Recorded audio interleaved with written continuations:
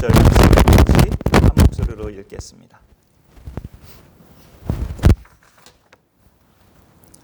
네, 같이 읽습니다. 시작. 복 있는 사람은 악인들의 꾀를 따르지 아니하며 죄인들의 길에 서지 아니하며 오만한 자들의 자리에 앉지 아니하고 오직 여호와의 율법을 즐거워하여 그의 율법을 주야로 묵상하는 도다. 그는 시냇가에 심은 나무가 철을 따라 열매를 맺으며 그 잎사귀가 마르지 아니함 같으니 그가 하는 모든 일이 다 형통하리로다. 악인들은 그렇지 아니하며 오직 바람에 나는 겨와 같도다. 그러므로 악인들은 심판을 견디지 못하며 죄인들이 의인들의 모임에 들지 못하리로다. 무릇 의인들의 길은 여호와께서 인정하시나 악인들의 길은 망하리로다. 아멘. 13년 가까이 된 우리 강선한 교회에서 오늘 이 시편 1편은 한 3번 정도 1월 첫 주일에 새해 맞이해서 1월 첫 주일에 13년 동안에 한 3번 정도 이렇게 주일 낮 예배 말씀으로 그렇게 나눈 적이 있었어요. 근데 올해는 지난 주일 예배 말씀은 아니었었고 이 기도회 때 또 여러분과 나누게 되는 말씀이 되었습니다. 그래서 신년 특별 기도에 또 모든 주보에 또 보시면은 그 제목마다 우리가 가슴에 담고 그렇게 출발했으면 좋겠어요. 하나님의 선포, 보라, 내가 새 일을 행하리라. 이렇게 하나님의 새 일이 올해 가운데 지난해에도 많은 일을 우리 가운데 허락하셨지만 올해에도 하나님의 새 일이 전개될 것을 믿고 하나님 따라가는 그런 한 해가 되면 좋겠습니다. 그러기 위해서는 우리가 또 하나님의 일을 겁내거나 두려워하지 말아야 되는데 그러려면 우리 속사람이 강건해야 돼요. 우리의 내면. 우리가 예수님 믿는 이 마음속의 그 상태, 우리의 영의 상태라고 할 수도 있겠죠. 그래서 이 겉사람은 성경 말씀에 나이가 들수록 늙어가는 게 겉사람이라고 했어요. 근데 예수 믿는 사람은 겉사람은 똑같이 늙어가더라도 속사람은 날로 강건해진다고 했습니다. 그래서 우리가 하나님을 잘 따라가려면 겁내지 않고 우리의 속사람이 강건해야 잘 따라갈 수 있다는 것. 그리고 우리 예수 믿는 자들은 교회가 하나님의 그 성령께서 이미 믿음이 똑같은 믿음이기 때문에 하나 되게 하셨어요. 우리가 할 일은 하나됨을 안 깨뜨리는 거다. 그렇게 말씀을 드렸습니다. 그래서 우리가 서로 상대가 좀 내 스타일 아니고 좀 내 마음에 좀 이렇게 약간 답답하고 그런 것이 혹 보이더라도 믿음은 똑같은 믿음을 가졌으니까 예수가 구원자이심을 믿는 믿음, 그러니 성령이 그걸로 우리를 하나 되게 하셨으니 우리는 하나됨을 안 깨뜨리고 잘 지켜나가는 것이 중요하다. 그리고 그 성령으로 충만함을 받아야 우리가 또 내가 믿는 예수님을 자랑할 수도 있고 교회를 섬기는 일도 더 힘있게 할 수 있다라고 말씀을 전개하였습니다. 그 내용의 제목들을 우리가 계속 가슴에 담고 그 성령의 인도하심을 잘 받으면서 이 표어대로 성령님이 하시니 우리는 순종한다라는 표어대로 따라가는 것이 중요한데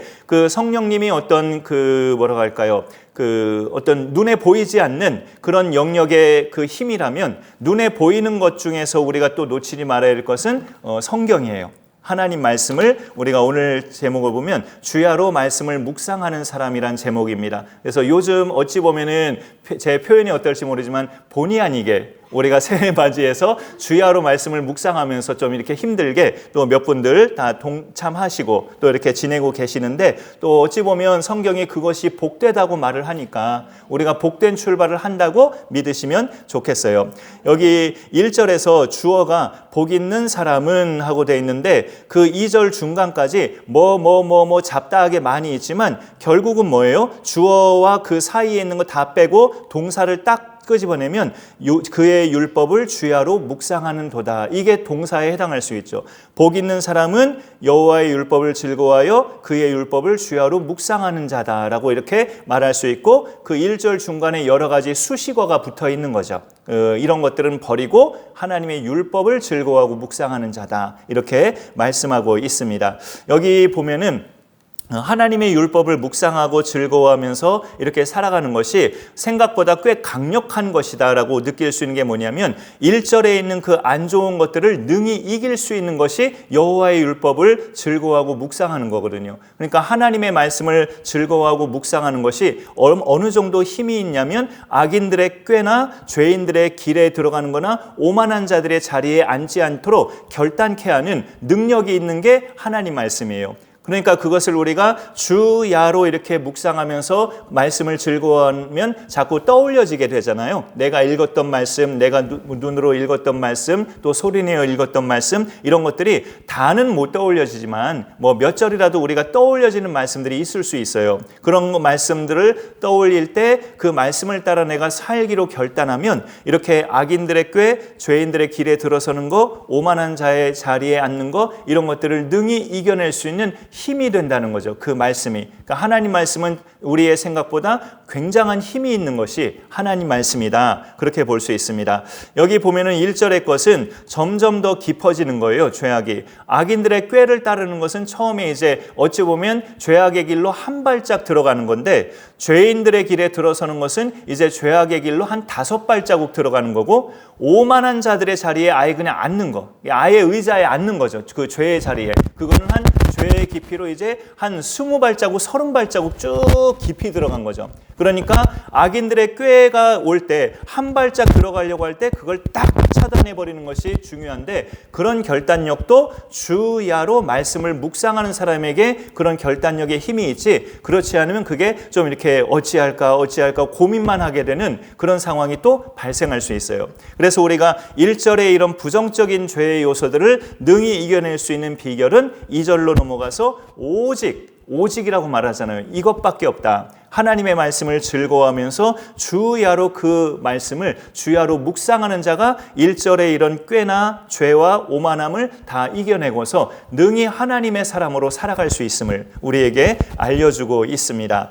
그런 자에게 그 하나님께서 내려주시는 그런 결과는 이제 늘 하나님을 만나는 거죠. 이 2절의 의미가 여호와의 율법을 즐거워하여 그의 율법을 주야로 묵상한도다라고 하면은 우리가 단순히 글자만 읽고 글자만 생각하는 것이 아니라 하나님을 만나는 시간이 됩니다. 하나님의 말씀이니까, 우리를 향하신 하나님의 편지이기 때문에 이 글을, 성경을 우리가 읽고 묵상하고 생각해보고 이게 무슨 뜻일까라고 생각해보고 한번 곱씹어보고 하면은 그 자체가 하나님을 만나는 거죠. 하나님을 만나면 결과가 어떻게 되느냐? 3절에 보니까 그는 시냇가에 심은 나무가 철을 따라 열매 맺으며 그 잎사귀가 마르지 아니함 같으니 그가 하는 모든 일이 다 형통하리로다라고 말을 하고 있습니다. 그러니까 비유로 딱 드는 그 어떤 그 뭐라고 할까요? 본보기가 나무인데, 나무, 시냇가에 심은 나무라고 말하고 있어요. 이스라엘 땅은 좀 사막 기후 비슷한 스텝이어서 그렇게 뭐랄까 다른 데 심겨진 나무는 수분이 충분하지 않다고 들었어요. 하지만 냇가에 심어진 나무는 또 다르죠. 암만 스텝 기후라 할지라도 냇가에 심은 나무는 물이 가까이 있기 때문에 그런 경우는 건조 기후대의 나무라 할지라도 물이 늘 공급받고 있기 때문에 사시사철 시들지 않은 나무가 될 수 있죠. 그래서 우리가 하나님 말씀을 주야로 묵상하면서 1절에 있는 죄의 요소들을 능히 이겨내는 사람은 하나님이 주시는 결과가 마치 시냇가에 심은 나무와 같은 결과를 주신다라고 말씀하는 거예요.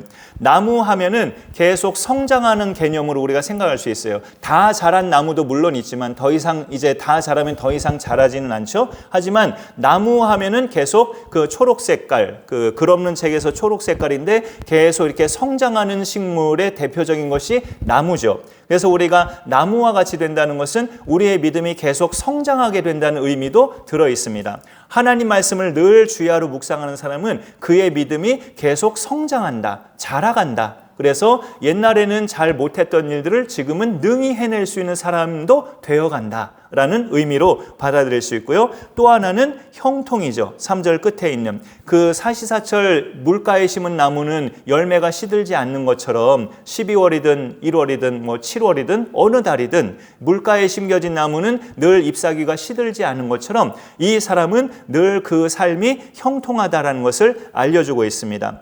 형통의 의미를 저는 항상 그 창세기에 나오는 야곱의 아들 요셉을 통해서 형통의 의미를 성경에서 찾고 있는데요. 형통의 의미는 우리가 마냥 생각하는 만사형통 그거보다는 요셉은 형들의 시기 때문에 이집트에 팔려갔는데 보디발이라는 낯선 주인의 집에서 거기서 종살이 할 때도 그 성경 말씀에 보면 하나님이 요셉과 함께 하심으로 그가 형통하였더라. 그런 말씀이 있고요.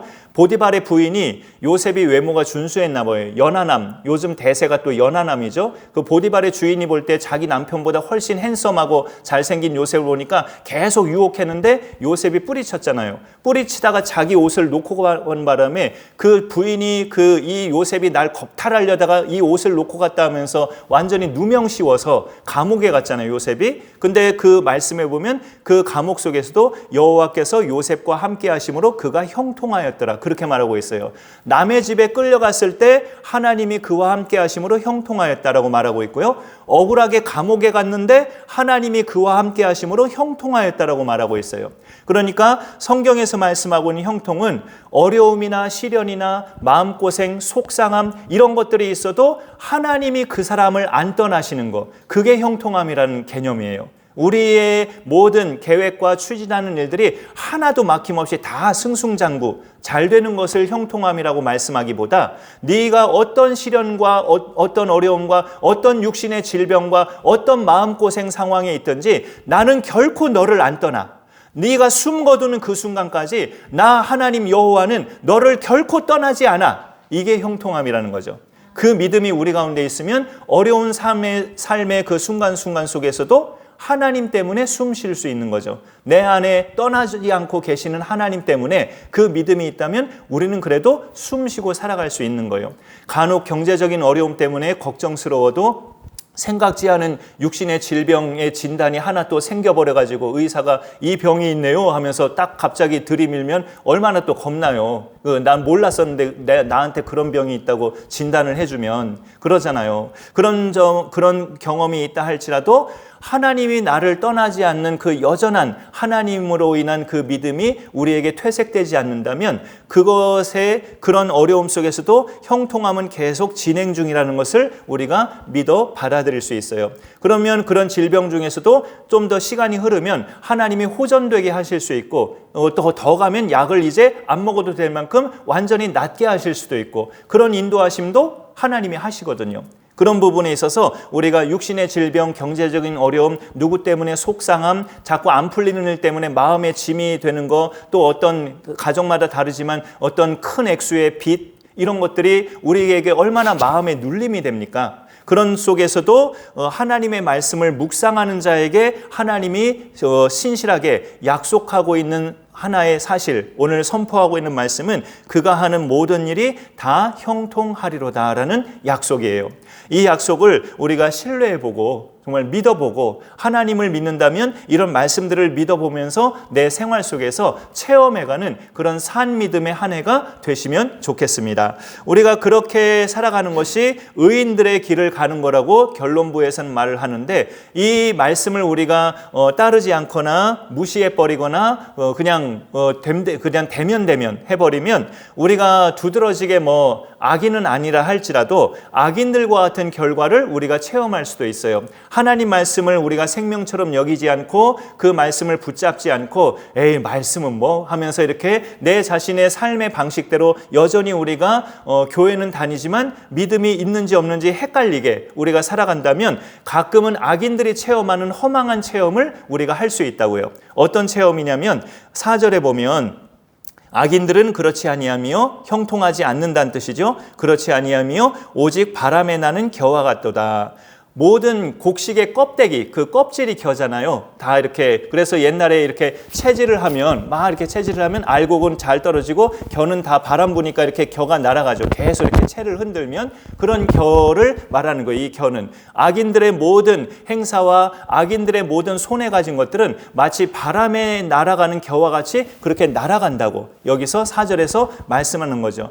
우리가 하나님을 믿기 때문에 악인들은 아니지만 하나님 말씀을 무시하고 이 하나님 말씀을 안 따르고 우리가 내 방식대로 살기를 고집하고 그러다 보면 악인들의 결과를 우리도 경험할 수 있다고요. 내가 소중히 여기는 것들이 바람에 날아가는 겨와 같이 그냥 날아가 버릴 수 있고 내가 아껴두었던 것들이 어느 순간에 내가 실수해버려가지고 휙 날아가 버리는 경우가 있을 수 있고 그럼 얼마나 허망하고 마음이 주저앉게 돼요. 그거 여태까지 의지하며 살아갔는데 다 날아가 버리면 그런 점에 있어서 우리가 하나님을 무시하고 그렇게 살아가면 우리의 신분이 악인이 아닐지라도 악인들이 체험하는 그런 것들을 우리도 할 수 있다고요. 바람에 나는 겨와 같이 우리의 모든 것들이 날아가 버리는, 그건 아깝고 슬픈 일이잖아요. 그러지 않으려면 우리가 주야로 주의 말씀을 묵상하면서 그 잎사귀가 마르지 않는 시냇가에 심은 나무와 같이 그런 형통함을 날마다 체험할 때 하나님께서 우리 가운데 소중한 것도 지켜주시고 날아가지 않도록 보호막이 되시고, 그런 하나님을 우리가 체험할 수 있게 됩니다. 여기 오늘 기도해 오신 분들과 또 사랑하는 관련된 모든 식구들이 이런 시편 1편에서 말하는 복 있는 사람의 그 출발이 올 한 해 가운데 잘 이루어질 수 있기를 간절히 소망합니다. 네, 이 말씀을 생각하시면서 우리 205장 찬송가로 우리